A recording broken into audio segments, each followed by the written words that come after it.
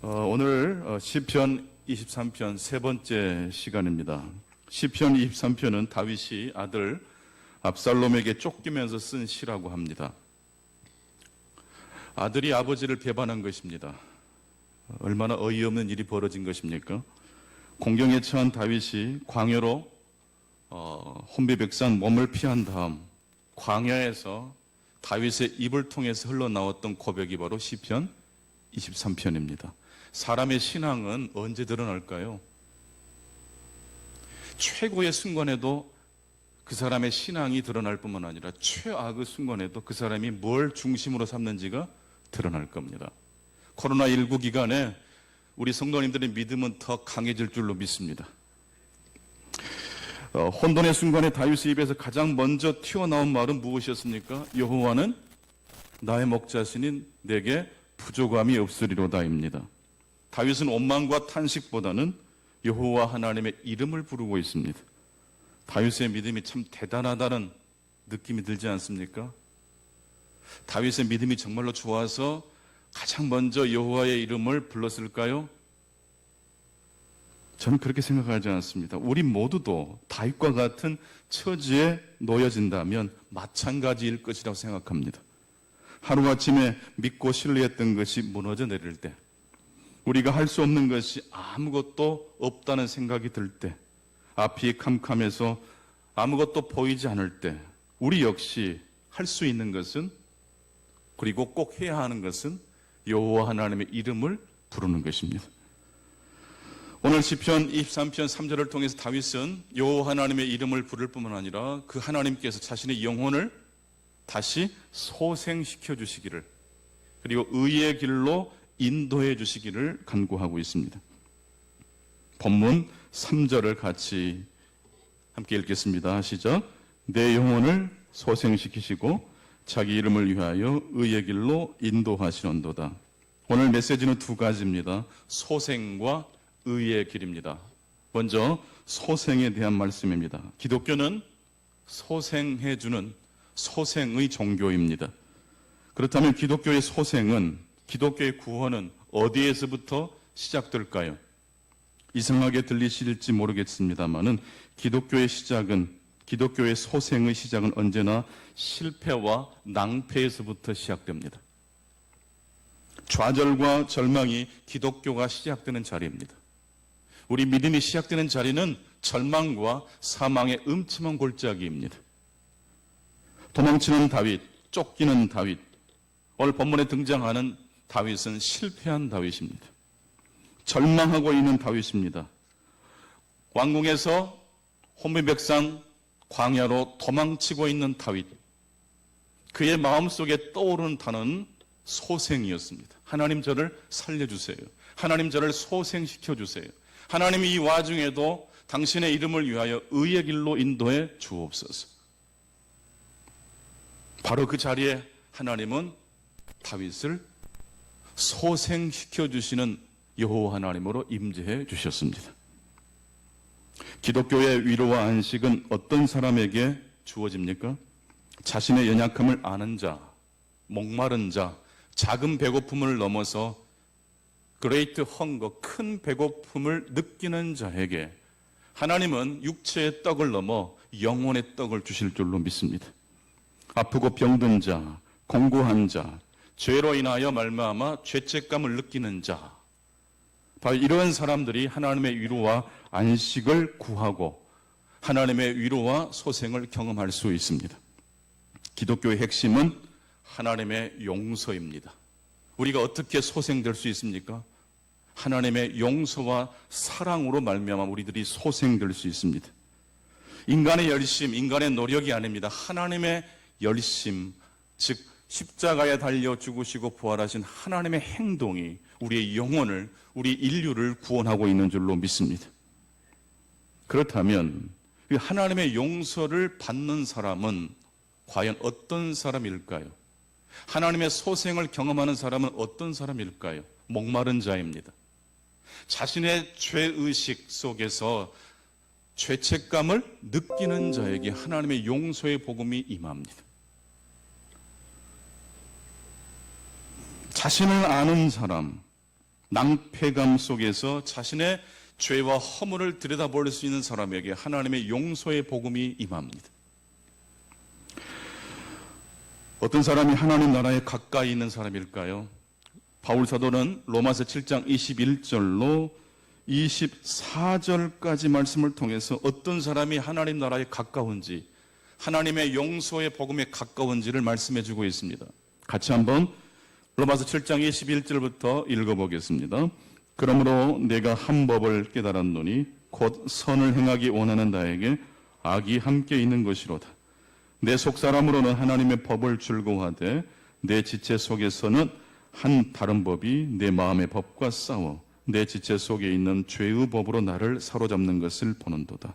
오호라, 나는 곤고한 사람이로다. 이 사망의 몸에서 누가 나를 건져내라. 오호라, 나는 곤고한 사람이로다. 이 사망의 몸에서 누가 나를 건져내랴. 하나님 저를 소생시켜 주십시오라고 바울은 탄식하고 있습니다. 여러분, 바울이 다른 사람보다 더 죄를 더 많이 지었기 때문에 이런 고백을 하고 있는 것이 아닙니다.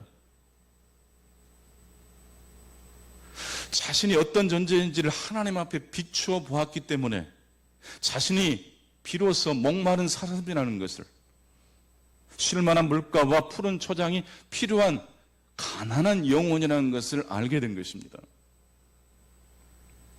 소매치기는 언제 자신의 죄를 인식할까요? 다른 사람의 물건을 훔치다가 들켰을 때 자신의 죄를 인정할까요? 한번 범죄의 길에 들어선 사람들이, 다 그런 건 아니지만 거의 대부분 초범에서 끝나지 않고 계속 반복해서 그 죄를 짓지 않습니까? 들킨다고 해서 자신의 죄를 인정하는 것은 아닌 것 같습니다. 그런데 소매치기도요, 소매치기가 얼마나 나쁜 것인지를 인식할 때가 있대요. 막 화를 내면서 왜 그런 못된 짓을 하냐고 막 화를 내는 경우가 있답니다. 다른 소매치기가 자신의 물건을 훔쳤을 때. 자기가 다른 사람 물건 훔칠 때는 몰라요. 근데 다른 소매치기가 자기 집에 들어와서 물건 훔쳐가면 뭐 한다고요? 난리를 치는 거예요. 어떻게 사람이 그럴 수 있냐고. 여러분, 다윗이 지금 언제 소생의 하나님을 찾고 있습니까? 아들에게 도둑질을 당했을 때입니다. 다윗이 그전에도 다른 사람의 삶에 대해서 많은 유익도 끼쳤지만 불이익도 끼쳤을 거예요. 하지만 다윗은 몰랐던 거예요. 자신의 죄를, 자신의 허물을, 자신이 얼마나 하나님의 소생이 필요한 사람인지를 몰라요. 근데 어느 날 느닷없이 아들이 난리를 치고 보니 비로소 깨닫게 되는 겁니다. 그래서 다윗은 시편 23편에서 아들 압살롬을 원망하거나 자신이 지금 억울하다고 하나님 앞에 말하지 않습니다. 여호와는 나의 목자시니 내게 부족함이 없으리로다. 그가 나를 푸른 풀밭에 누우시고 쉴만한 물가로 인도하시는도다. 내 영혼을 소생시켜 주시고 자기 이름을 위하여 의의 길로 인도하시는도다. 다윗이 지금 하나님을 만나고 있습니다. 다윗이 지금 자신이 어떤 사람인지를 비로소 인식하고 있다는 것을 알 수 있습니다. 인간의 마음속에는 양심의 법, 도덕의 법이 있습니다. 이 도덕의 법은 인간이라면 누구나 다 가지고 있는 법입니다. 왜 사람들이 사람들과 대화를 하는지 아십니까? 어떤 기준이 있기 때문입니다. 공통으로 생각하는 어떤 기준이 있기 때문에 대화가 가능합니다. 왜 사람들은 그 사람과 의견을 교환할 뿐만 아니라 분쟁과 다툼을 일으킬까요? 어떤 기준이 있기 때문에 다투는 거예요. 바로 그 기준이라는 것이 마음에 있는 양심의 법, 도덕의 법입니다. 이 양심의 법, 도덕의 법은 소매치기 마음에도 있을까요? 있는 겁니다. 내가 훔칠 때는 죄가 아니라고 생각하지만 내 물건을 누가 훔쳐갈 때는 막 화가 나는 거예요. 기준이 있어요. 도덕의 법은 이렇듯 무엇이 죄인지를 판단해 주는 법입니다. 하지만 이 도덕의 법은 동시에 무엇이 죄라는 것을 가리킬 뿐만 아니라 우리 인간이 얼마나 죄에 대하여 무기력한 존재인지를 드러내주는 법이기도 합니다. 이게 죄라는 걸 알면서도 사람들이 죄를 짓습니까? 짓지 않습니까? 잔디밭에 들어가지 마시오 하면 어떻게 해요? 아예 텐트 치고 계시더라. 이쪽으로 가면 안 됩니다. 기어이 울타리를 그냥 구멍을 내서 막 파고 들어가는 게 이게 바로 사람이에요. 양심의 법은 무엇이 죄라는 것을 우리에게 말해주면서 동시에 인간이 얼마나 죄에 대하여 취약한 존재인지를 말해줍니다. 그래서 인간은 죄를 지을 능력은 있지만 죄를 짓지 않을 능력은 없는 것입니다. 때문에 하나님의 소생의 복음, 하나님의 용서와 자비의 복음이 어떤 사람에게 찾아갈까요? 바로 인간이 얼마나 무능력한 존재인지를 깨닫는 자에게만 하나님의 용서와 자비의 복음이 함께하는 것입니다. 그래서 바울 사도는 소생의 복음을 말하기 전 오라 나는 권고한 사람이로다. 이 사망의 몸에서 누가 나를 건져내랴. 자신이 직면한 낭패감을 토로하고 있습니다. 자기 스스로는 죄의 문제를 해결할 수 없다고 고백하고 있습니다. 바로 그러한 탄식하는 자에게 하나님의 소생의 복음이 임하는 줄로 믿습니다. 의사는 수술하기 전에 먼저 진단을 합니다. 처방을 하기 전에 반드시 진료부터 합니다. 하나님의 복음이 임하기 전에 하나님은 먼저 우리를 진단하십니다. 우리가 어떤 존재인지를 드러내십니다. 그래서 여러분들이 하나님의 말씀을 듣다가 성경을 읽다가 낭패감을 느낀 적이 있으시다면 여러분은 지금 소생의 복음에 가까이 계신 겁니다. 성경 말씀이 내 이야기를 들릴 때마다 여러분들은 지금 하나님의 푸른 풀밭에 가까이 계신 줄로 생각하시면 좋습니다. 바울 사도는 소생의 복음을 말하기 전 먼저 인간의 낭패감을 드러내는 작업을 하고 있습니다. 다시 한번 로마서 7장 21절 한번 읽어보시겠습니다. 시작. 그러므로 내가 한 법을 깨달았노니 곧 선을 행하기 원하는 나에게 악이 함께 있는 것이로다. 바울은 수백 가지 법을 깨달은 사람이 아니 한 가지 법을 깨달았어요. 요 하나님의 그 자비로운 소생의 복음을 만나려면 한 가지 법을 깨달아야 돼요. 하나를 알아야 돼요. 뭡니까? 내가 선을 행하기 원하지만 동시에 내 마음속에는 악을 좇으려는 마음이 있다는 것을 깨닫는 그 법.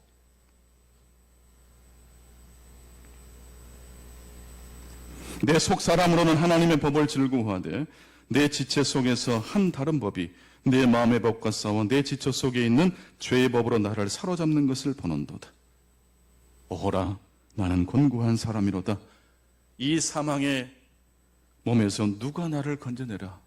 누가 이 사망의 몸에서 우리를 건져낼 수 있습니까? 예수 그리스도이십니다. 그래서 로마서 8장 1절과 2절은 낭패감을 겪고 있는 자신의 죄로 말미암아 소망을 잃어버린, 그래서 하나님의 소생의 복음을 헐떡거리면서 갈망하는 바울 사도에게 하나님의 복음이 임합니다. 같이 로마서 8장 1절부터 2절까지 읽겠습니다. 그러므로 이제 그리스도 예수 안에 있는 자에게는 결코 정죄함이 없나니 이는 그리스도 예수 안에 있는 생명의 성령의 법이 죄와 사망의 법에서 너를 해방하였습니다. 할렐루야.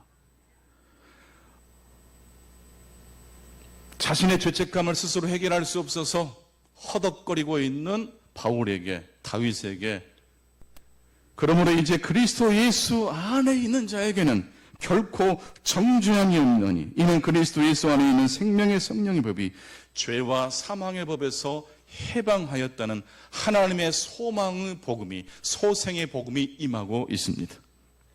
다윗은 이스라엘의 왕입니다. 그냥 왕이 아니고 가장 유명한 왕이고 가장 영향력이 많은 왕입니다. 성경을 읽어보면 다윗 이야기가 안 나오는 곳이 거의 없을 정도로 대단한 왕이 바로 다윗입니다. 다윗은 성경의 주인공입니다. 영화로 하면 주연 배우입니다. 하지만 다윗이 주인공, 주연 배우일지라도 성경 드라마의 중심은 아닙니다. 목사님은 뭐 비슷한 이야기를 약간 헷갈리게 하시는 경향이 있는데 다시 한번 말씀해 주십시오. 그러신 분이 계신 것 같은데요. 다윗은 성경의 주인공 맞죠? 다윗과 같은 왕이 없습니다. 하지만 성경 이야기의 중심이 다윗입니까? 우리는 우리 인생의 주인공입니다. 하지만 그럼에도 불구하고 하나님의 이 이야기의 중심은 누구일까요? 예수 그리스도십니다. 내 인생의 주인공은 나지만 내 인생의 중심은 내가 아니고 하나님이십니다. 다윗은 어느 순간 자신이 이스라엘의 왕이라는 것, 자신의 삶의 주인공이라는 것을 넘어서 하나님 나라 이야기의 중심이 되고 싶었던 마음이 있었던 것 같습니다. 언제 그런 마음을 알게 되었습니까? 압살롬이 자신을 배신할 때 비로소 한 겁니다.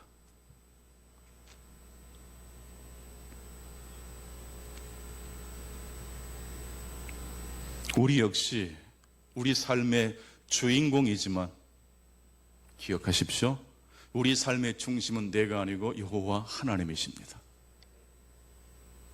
내가 쓰고 있는 시간은 내가 주인공 되어서 그 시간을 사용할 수 있으나 사실 시간의 주인은, 시간의 중심은 내가 아니고 내 스케줄에 적혀있는 스톱이 아니고 시간의 주인이신 여호와 하나님이십니다. 물질 역시 마찬가지입니다. 우리 인생의 모든 계획 역시 내가 준비하고 생각하고 추진하는 건 맞습니다. 하지만 그럼에도 불구하고 우리 인생의 중심은 내가 아니고 내 아이디어가 아니고 하나님의 임재가 되어야 될 줄로 믿습니다. 다윗은 하나님의 소생을, 하나님의 위로의 복음을 받고 있습니다. 언제 다윗에게 하나님의 용서의 복음이 주어지고 있습니까? 여러분, 목마른 사슴이 시냇물을 찾는다고 그랬습니다.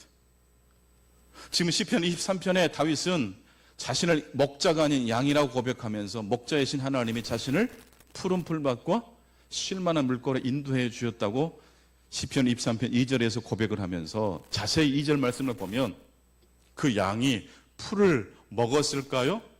물을 마셨을까요? 그가 나를 푸른 풀밭에 누이시고, 양이 언제 풀밭에 눕습니까? 풀을 양껏 먹고 목마른 목을 시냇물로 축인 다음에라야 누워 있는 겁니다. 다윗은 지금 목마른 사슴처럼, 배고픔 양처럼 하나님이 예비하신 식탁에서 하나님의 말씀을 먹고 있습니다. 하나님, 저 배고픈 사람입니다. 하나님, 저 왕 노릇 잘못했습니다. 제가 제 인생의 중심이 되려고 했는데 그것이 얼마나 잘못된 죄라는 사실을 압살롬을 통해서 제가 깨닫습니다. 압살롬이 죄를 지은 건 맞지만 사실 제가 더 큰 죄인입니다. 이게 바로 시편 23편을 통해서 다윗이 하고 있는 고백이에요. 그런 고백을 하고 있는 다윗에게 하나님이 푸른 풀밭과 쉴만한 물가로 인도해 주신 겁니다. 폴 틸리라는 신학자는 이런 말을 했습니다. 인간은 전체가 아니라 파편이다. 한번 따라서 해보실까요? 인간은 전체가 아니라 파편이다. 여러분, 그 퍼즐 조각 맞추는 거 있습니다. 500개짜리도 있고 1000개짜리도 있고 어떤 것은 5000개짜리도 있습니다. 굉장히 조각수가 많을수록 조립하기가 쉽지 않습니다만은 사실 조각수가 아무리 복잡하게 많아도 조립 가능합니까? 불가능합니까? 시간이 좀 걸려서 그렇지 조립 가능합니다. 그 부분의 조각이기 때문에 그렇습니다. 우리 인생은요, 부분일까요? 파편일까요? 파편이요. 맞춰도 맞아져요? 안 맞아져요? 안 맞아져요. 여러분, 부부 사이가 잘 안 맞죠? 그 사람과 나 사이에 대화가 잘 안 되죠. 왜 그럴까요? 우리가 부분이 아니라 파편으로 태어났기 때문이에요. 유진 오원일이라는 작가는 이런 말을 했습니다. 인간은 부러진 채 태어나 고침을 받으며 살아간다. 하나님의 은혜가 무엇이다? 접착제다. 생텍쥐페리는 어린 왕자에서 그런 말을 합니다. 사랑하는 사람은 마주보는 것이 아니고 같은 방향을 보는 것이라고 말합니다. 왜 그런 말을 했을까요? 마주보면 싸우니까요. 같은 방향이라는 제3의지대를 통해서 행복한 가정을, 성숙한 관계를 이루어낼 수 있다는 겁니다. 여러분, 마주보지 마세요. 신혼기간이나 마주보는 것이지, 살아온 지 한 30년, 40년 됐는데 지금까지도 마주보고 계시면 그건 조금 거시기 합니다. 이제는 같은 방향을 보실 수 있기 바랍니다. 내 인생의 주인공일 뿐만 아니라 우리는 내 인생의 중심이 누구라는 사실을 알아야 한다는 것입니까? 여호와 하나님이십니다. 같은 방향을 본다는 것은 여호와 하나님이 이 세상의 중심임을, 하나님 나라의 중심임을, 내 인생의 중심임을 깨닫는 것이라는 것을 내포하고 있습니다.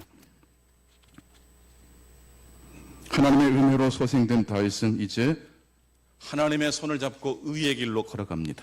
오늘 두 번째 메시지입니다. 여러분, 우리가 소생되는 것은요, 순례 여정의 끝이 아니고 은혜 받고 소생된 그리스도인은요, 그때부터 다시 순례 여정을 시작하는 겁니다. 오늘 예배를 마치면 여러분들은 예배 마쳤으니까 이제 한 주간 잘 살자, 이게 아니고 진짜 삶으로 드리는 예배가 시작되는 겁니다. 그렇다면 신자가, 그리스도인이 다윗이 걸어가는 순례의 길, 인생 여정의 길은 어떤 길일까요? 비트겐슈타인이라는 철학자가 그런 말을 했더라고요. 갈등 없는 언어를 찾으면 삶이 매끈해질 것이라고 생각했다. 그런데 그렇게 추려낸 아름다운 언어로 만들어진 세상은 너무도 매끈하여 미끄러웠다. 여러분, 울퉁불퉁한 길이 불편하긴 해도요, 길이 울퉁불퉁하기 때문에 걸을 수 있는 겁니다. 매끈한 길은요, 미끄러집니다. 저도 언젠가 겨울에 눈이 많이 쌓인 날이었는데 눈이 녹지 않아서 빙판길이 됐어요. 아침에 신방하려고, 출근하려고 신방 가방 들고 나오는데 그냥 그대로 그냥 넘어졌어요. 어떻게 할 겨를도 없이. 사람이요, 위기에 처하면요, 시간이 순식하게 지나갈까요? 천천히 지나갈까요? 그냥 슬로우 비디오로 그냥 제가 쓰러지는 것처럼 느껴지더라고요.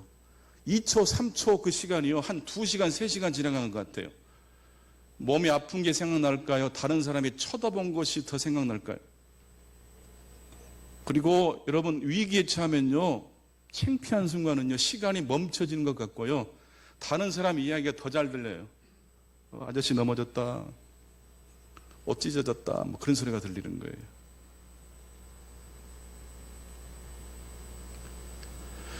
우리가 걸어가는 길은요, 매끄러운 길이 아니에요. 예수 믿으면 모든 게 잘 돼. 얼마나 매끄러운 말입니다. 솔직히 시편 23편을 보면 시인이 걸어가는 길이 매끈한 길입니까? 울퉁불퉁한 길입니까? 원수에게도 쫓기는 여정이 있었고 사망의 음침한 골짜기도 있는 여정입니다. 걷기 위해서는 오히려 거친 땅이 필요합니다. 갈등의 삶이 고단하고 어렵지만 그래서 걸을 수 있습니다. 거친 땅이 걷기가 좋습니다. 마찰이 없는 미끄러운 얼음판은 오히려 미끄러지기 쉽습니다. 갈등이 없는 언어는 굉장히 이상적 언어입니다. 어떻게 사세요? 요즘 너무너무 행복해요. 잘 살아요. 더 이상 이야기가 안 됩니다. 요즘 어떻게 사세요? 요즘 사망의 음침한 골짜기를 통과하고 있어. 집사님도 그러세요? 저도 그래요. 어떤 목사님 만났는데 저를 보자마자 그러더라고요.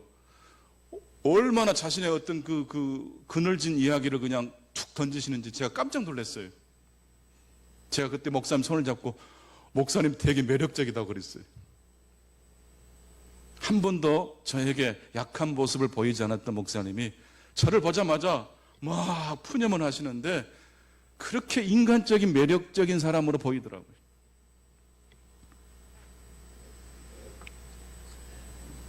매끄러운 언어는 현실과 동떨어진 언어입니다.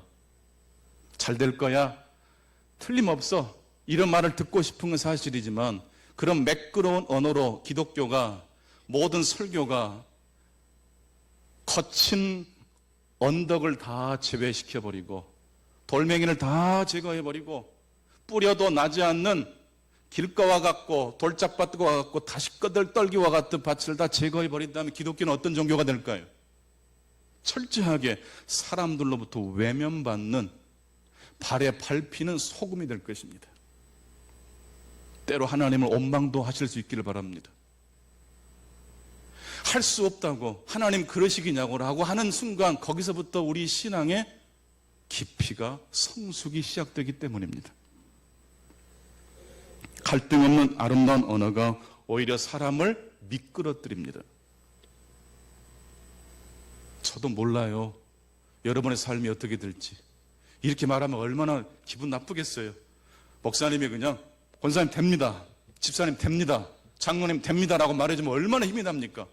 위약 효과처럼, 플라시보 효과처럼 그렇게 그냥 용기를 주는 말도 필요해. 하지만 여러분, 그게 진짜 약이 아닌데 계속 효과를 발휘한다면 그것이 진짜 문제 아닐까요? 낭패감을 겪는 사람에게 하나님의 용서의 복음이 임합니다. 나는 왜 이 모양일까? 나는 왜 두 가지 법 사이에서 싸우는 존재일까? 왜 나는 깔끔하게 정리를 못할까? 왜 나는 매끄러운 영어를 사용하지 못하는 사람일까? 왜 내 입에서는 거친 말만 튀어나올까? 바로 그런 사람에게 하나님의 진짜 복음이, 기독교가 임할 줄로 믿습니다. C.S. 루이스의 짤막한 시를 읽고 오늘 말씀을 맺을까 합니다. 순례자의 문제라는 시입니다.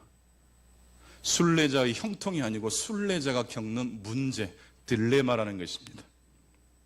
지금쯤이면 늦은 오후에 이르게 된다던 전체 여행길의 최고 단계에 들어섰어야 한다. 열기는 이제 식을 때도 되었다. 근심은 산, 숨막히는 골짜기는 햇볕에 달궈진 암석들은 다 지난 일이 되었어야 한다.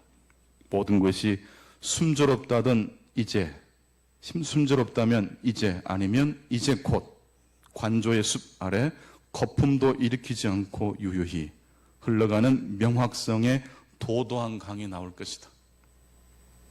이쯤 되면 푸른 풀밭, 쉴만한 물가가 나올 것이라고 순례자가 예측한 거란 뜻이에요.